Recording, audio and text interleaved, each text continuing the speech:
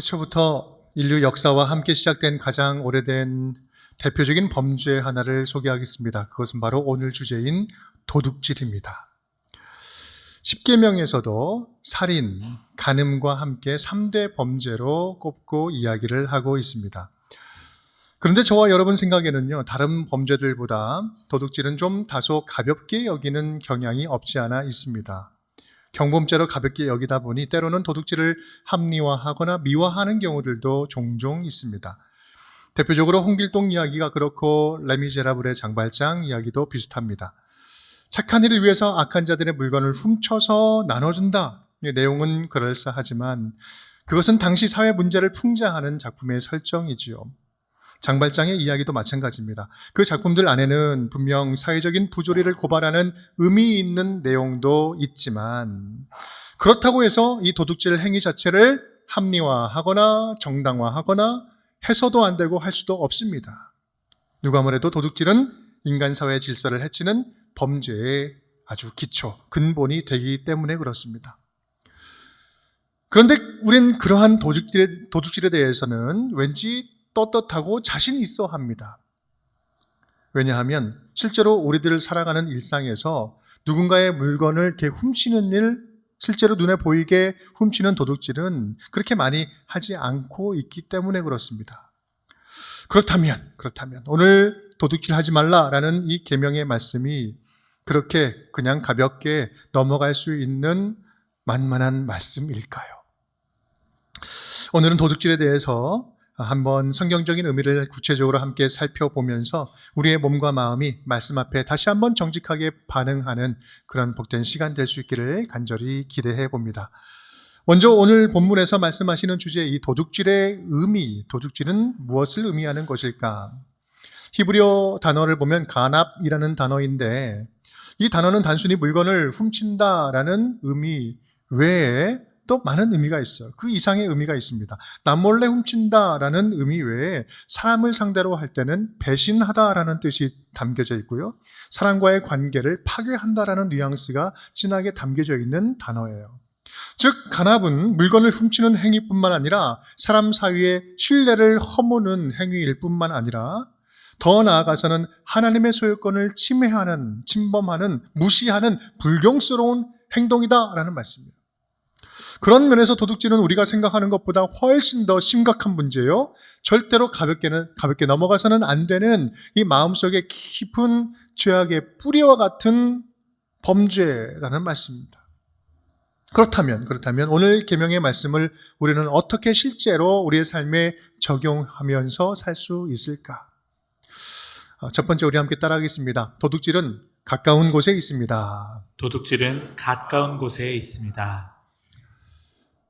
우리는 도둑질에 대해서 정말 자유로울 수 있을까? 실제 성경은요, 도둑질이 그렇게 우리의 일상에서 먼 곳에 있지 않다고 말씀을 하십니다. 먼저 우리 인간관계 속에서 발생될 수 있는 도둑질은 어떤 것들이 있을까? 성경은 뭐라고 말씀하고 있을까?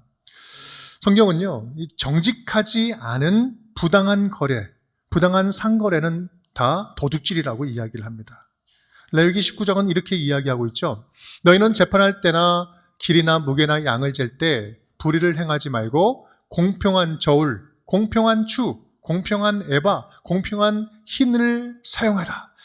공평한 반복적으로 이야기하는데 공정하게 거래하라라는 말씀이죠. 물건을 사고 파는데 저울이 공정하지 않다? 여러분 이것은요 부정축제의 상징적인 표현입니다. 개인 사업이든지 공무원이든지 일반 직장인이든지 속임수로 얻는 이득이나 정직하지 않은 이윤 추구는 모두가 다 명백히 도둑질이다라고 말씀하고 있는 것입니다. 사업하는 입장에서 노동자들의 임금을 체불하는 것도 도둑질이에요. 신명기 24장 15절은 이렇게 이야기합니다. 함께 읽어볼까요? 그 품삯을 당일에 주고 해진 후까지 미루지 말라. 이는 그가 가난함으로 그 품삯을 간절히 바람이라. 그가 너를 여호와께 호소하지 않게 하라. 그렇지 않으면 그것이 내게 죄가 될 것입니다. 아멘. 오늘날 우리 사회는요, 갑을 관계로 맺어진 계약들이 참 많이 있습니다. 그 가운데에는 노예 계약처럼 노동력을 착취하고 마땅히 줘야 할 대가, 마땅히 줘야 할 임금을 체불하는 경우들도 많죠. 그건 핑계할 여지가 없이 하나님 보시기에는 도둑질이다라고 말씀하고 있는 것입니다. 반대 입장에서 하는 도둑질도 있어요. 어쩌면 좀 더 많이 빈번히 일어나고 있는지도 몰라요. 일하는 사람이 두세 시간이면 충분히 다 마칠 수 있음에도 일당이나 근무수당을 더 받으려고 시간을 불려서 거짓으로 보고를 하거나 그렇게 이득을 취득한다면 그것도 심각한 도둑질이 되는 겁니다. 엄연한 근무 시간에 다른 일로 시간을 보내거나 회사의 공적인 물건을 마음대로 사용한다면 여러분 그것도 도둑질이에요.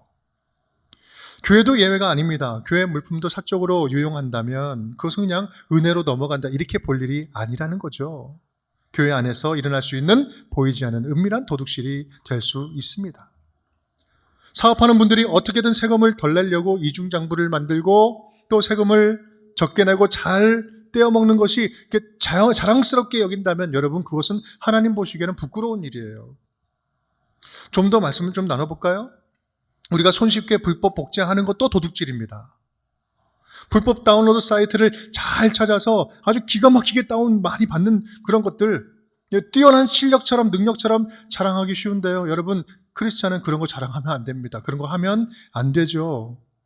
컴퓨터 앞에서 작은 일부터 정직해야 됩니다. 저작권도 마찬가지입니다. 이 온라인에서 부당한 방법으로 남의 것을 갈취하거나 착취하거나 가져다 쓰거나 또 그런 것을 빌미로 부당한 이득을 취하려고 한다면 이 모든 것들은 다, 모든 행위들은 다 도둑질인 거예요. 학교에서 또 쉽게 일어나는 도둑질도 있죠. 부정행위, 컨닝, 이거 도둑질이죠. 논문 표절, 도둑질이잖아요. 성적과 신뢰를 도둑질해서 남의 인생을 딛고 자기가 높아지려고 하는 그런 행동 아닙니까? 도둑질이죠. 부동산 투기도 마찬가지입니다. 남의 삶의 터전과 잠자리를 빼앗는 도둑질이에요. 눈 뜨고 코 베인다라는 속담처럼 우리는 다 알면서도 이 재정적으로 물질적으로 부족하니까 알면서 당하는 경우들도 참 많이 있어요. 땅을 투기 목적으로 개발하면서 이 법의 법망을 피해가면서 그 틈새를 노려서 사람들을 삶의 터전에서 쫓아내면서 그렇게 부당한 이득을 취득해 간다면 여러분 그건 사회적인 구조적인 범죄요. 조직적인 도둑질인 것입니다. 여러분 정직하고 정당한 방법이 아니면 그런 일에 해당되어서 이득을 취득하려고 하는 것은요. 피해야 됩니다. 우리 그런 일에 참여하면 안 됩니다. 좀 더 우리 실제 삶에 가까운 도둑질에 대해서 좀 살펴볼까요? 돈 빌리고 안 갚는 것은요. 도둑 중에서도 악질 중에 악질이에요. 절대 가볍게 보면 안 될 일입니다. 시편의 37편은 이렇게 이야기합니다. 악인은 꾸고 갚지 아니하나. 하나님 보시기에 이거는 악한 거예요. 악인이 하는 짓이에요. 의인은 은혜를 베풀고 꾸어주는도다. 급할 때는 간이고 쓸개고 뭐 다 꺼내놓다가 사정이 좀 괜찮아지면 갚는 것이 아까워지는 거예요. 안 줘도 될 돈처럼 여겨지는 거예요. 그리고 하더라도 제일 나중에 미루고 최대한 늦게 갚으려고 하죠. 여러분 이것을 뭐라고 이야기하시는지 아세요? 도둑놈 심보라고 하는 거예요. 도둑놈 심보. 그러면 안 됩니다. 여러분 빌렸으면 굶어 죽지 않은 한 갚아야 될 때 미루지 않고 갚아야 합니다. 작은 액수일수록 가볍게 여기지 말고 빨리 갚고 꼭 갚고 이자 쳐서 갚고 선물까지 주면서 갚고 은혜를 갚아야 됩니다. 힘들 때 도와줬잖아요. 그러면 갚아야죠. 이것은 하나님께서 그 은밀한 마음까지 다 보고 알고 계신다는 말씀이에요. 반대 입장에서의 도둑질도 있어요. 빌려주는 입장에서 이자를 높게 쳐가지고 고리대금 받는 거. 이것도 성경은 도둑질이라고 이야기합니다. 출애굽기 22장 25절 함께 읽어볼까요? 내가 만일 너와 함께한 내 백성 중에서 가난한 자에게 돈을 구워주면 너는 그에게 채권자같이 하지 말며 이자를 받지 말 것이며. 내 주변에 있는 이웃과 형제가 너무나 힘들어서 돈을 어쩔 수 없이 빌렸는데 그 빌린 그것을 이용하려고 하는 것. 이웃의 어려움을 돈 버는 수단으로 여긴다면, 다른 사람의 어려운 형편을 돈 버는 수단으로 여긴다면 그것은 심각한 죄악이다, 도둑질이다. 돈은 사람을 살게 하고 살리는 도구이지 넘어지고 죽이는 도구가 아니다.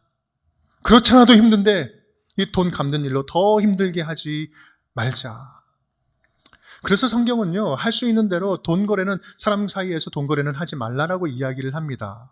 이 말은 돈을 그렇게 많이 빌릴 만큼 분수에 지나는 일은 하지도 말아라 라는 의미가 포함되어 있는 말씀이에요. 그래서 보증도 서지 말라고 이야기하죠. 왜요? 인간은 본래 믿을 만한 존재가 아니기 때문에 그렇습니다. 만약 부득이하게 돈을 꾸어줄 경우가 생긴다면 받을 것을 기대하지 말고 줄 수 있을 만큼 구제하는 마음으로 아예 주라라고 이야기를 하는 거죠. 그러면 시험 들 일도 없고 마음 상할 일도 없습니다. 그냥 도와주는 거예요. 빌린 것을 제때 제대로 돌려주지 않는 것도 도둑질이에요. 또 부당하게 뇌물을 주고받는 것도 도둑질이라고 성경은 이야기하고 있습니다. 출애굽기 23장 8절 말씀. 너는 뇌물을 받지 말라. 뇌물은 밝은 자의 눈을 어둡게 하고 의로운 자의 말을 굽게 하느니라. 한마디로 말하면 이 뇌물은 뇌물로 인하여서 누군가 분명히 또 억울한 자가 발생된다는 거예요. 이것은 누군가의 유익을 빼앗아가는 도둑질과 똑같은 거예요. 좀 더 해볼까요? 불로소득을 추구하는 어떤 경제활동도 성경은 악하다라고 분명히 말씀하고 있습니다. 사도 바울은 그래서 데살로니가 후서 3장 10절 말씀에 이렇게 이야기합니다. 누구든지 일하기 싫어하거든 어떻게 해라? 먹지도 말게 해라.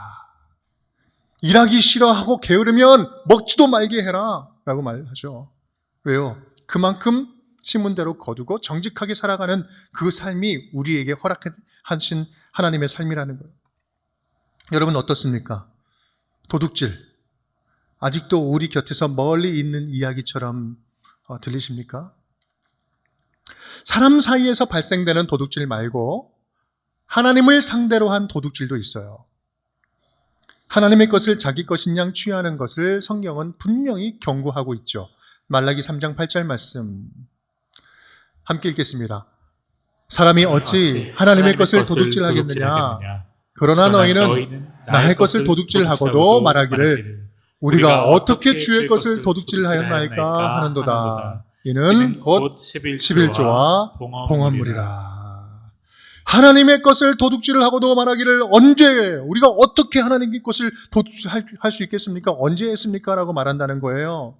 하나님께 온전히 드려야 할 그 시간, 그 시간을 내 것처럼 쓰는 것, 하나님께 드려야 할 온전한 헌물, 물질을 자기 것처럼 가로채는 것, 하나님께서 받으셔야 할 그 영광을 중간에 가로채는 것, 하나님을 상대로 한 도둑질이라는 말씀이에요. 그런 의미에서 보면 하나님께서 우리에게 맡겨주신 것을 제대로 쓰지 않는다면 그것도 도둑질이에요. 왜냐하면 지금 나에게 있는 모든 것들은 능력이든 소유든 물질이든 생명이든 모든 것은 하나님이 선한 일에 쓰라고 나에게 맡겨주신 것이기 때문에 그렇습니다. 여러분은 어떻습니까?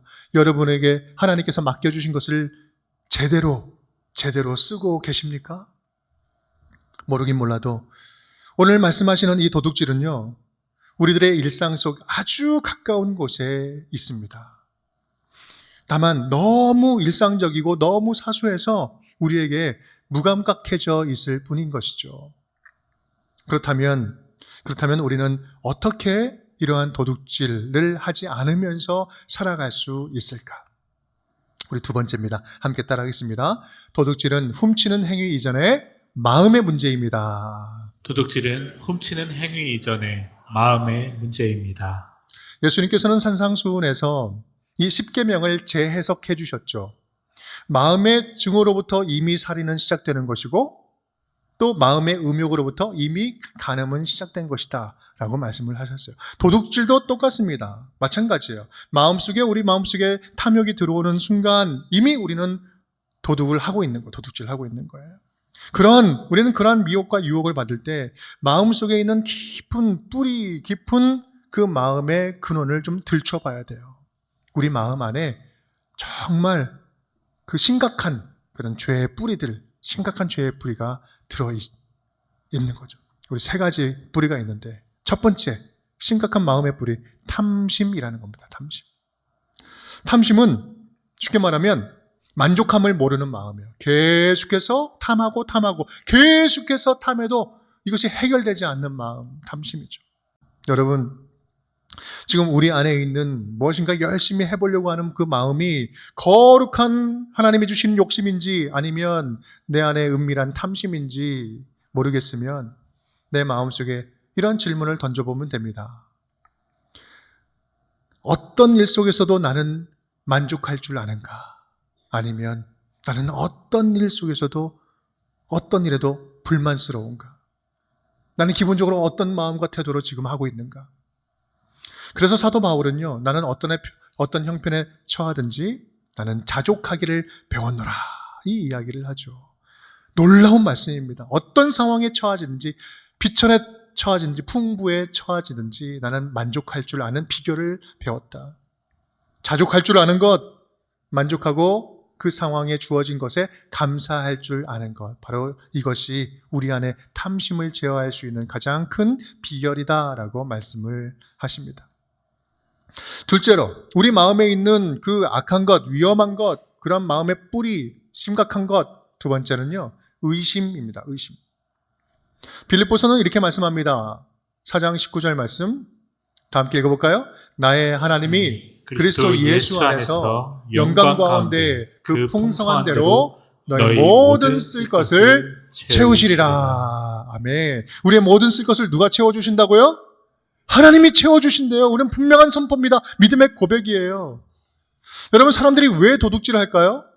이 신앙인의 관점에서 볼 때요, 이 빌립보서 고백과 같은 이 하나님에 대한 믿음이 없기 때문에 그래요. 그 하나님에 대한 의심, 믿지 못함이 있기 때문이죠. 하나님이 반드시 나의 필요를, 우리의 필요를 채워주실 것이라는 확실한 믿음이 없으니까 자기 힘으로 부당한 방법을 써서라도 그것을 채우고 해결하려고 하는 거죠. 그것이 도둑질 아닙니까? 내가 해결하려고 하는 거예요. 하나님에 대한 의심, 하나님을 믿지 못하는 불신, 그것이 바로 도둑질의 또 하나의 그 마음의 뿌리다라고 말씀하는 거예요. 여러분, 이런 모습을 보면 이 도둑질이라는 것은 단순하게 그냥 윤리적인 문제가 아니에요. 이건 신앙적인 문제라는 거예요.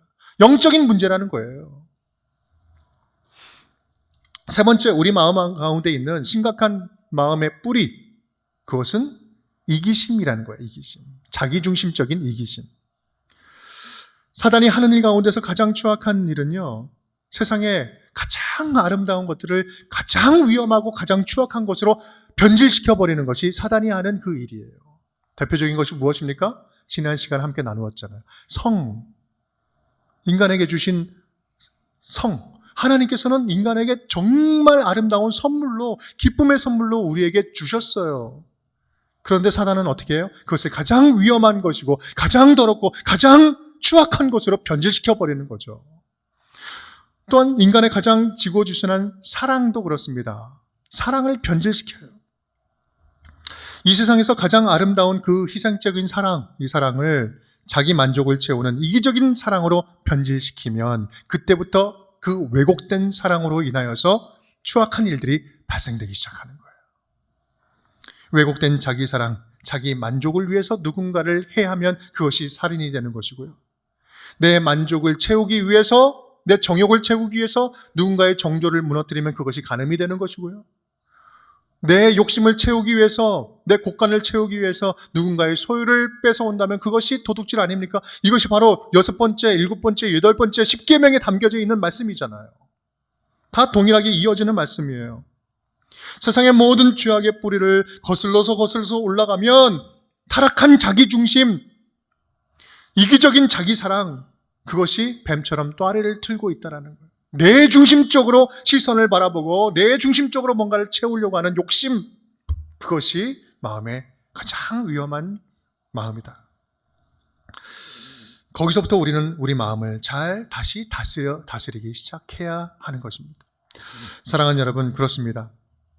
오늘 도둑질하지 말라, 이 금지 말씀은요, 단순하게 물건을 훔치지 말라라고 하는 이런 1차원적인 명령 이전에 우리가 살아가는 이 일상 속에서 내 안에서 죄를 유발케 하는 그 마음을 잘 다스리면서 살아가라. 그 마음을 잘 관리하고 관찰하면서 살아가자. 겉으로 드러나지만 않았지 지금도 네 안에서 멈추지 않는 욕심, 탐심이 있지 않느냐? 무엇인가를 계속해서 구하려고 하는 그런 욕심이 있지 않느냐? 또한 너의 모든 필요를 다 알고 채워주시겠다고 하신 그 하나님의 약속의 말씀을 너는 제대로 믿고 있기나 하냐? 진짜 하나님을 신뢰하느냐? 오늘 우리 안의 마음들을 다시 한번 꼼꼼하게 관찰하고 돌아봄으로써 이 도둑질의 유혹으로부터 다시 유혹을 몰아내는 그런 기회가 될 수 있기를 간절히 축복합니다. 세 번째입니다. 우리 함께 마지막으로 함께 따라하겠습니다. 오히려 나누며 살라는 말씀입니다. 오히려 나누며 살라는 말씀입니다. 도둑질을 막기 위해서 마음을 잘 관리하는 것은 좋은데 그렇다면 좀 더 적극적인 방법은 없을까? 바울은요, 에베소 교인들에게 보낸 편지에 이런 말씀을 보냅니다. 에베소서 4장 28절 말씀. 함께 우리 큰 소리로 함께 읽겠습니다.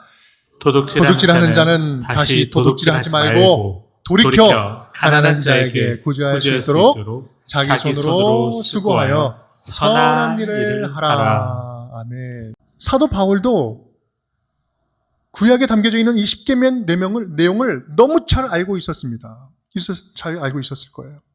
그런데 사도 바울은 이 십계명에 도둑질하지 말라라는 이 계명을 단순히 금지 명령으로 받고 그것으로 끝나지 않아요. 오히려 이 하지 말라라고 하는 이 금지 명령을 하라라고 하는 행동 명령으로 바꿔서 강력하게 권면하고 있는 거예요. 확대 해석해서 해보면 이렇습니다. 나에게 향해 있는, 자기에게 향해 있는 그런 자기 중심적인 이 시선을 나로 향하지 아니하고 자기보다 더 힘든 가난한 사람들에게 옮기고 시선을 바꾸고 또 우리 손을 훔치는 손이 아니라 선한 일에 쓰임받는 손으로 바꾸어라.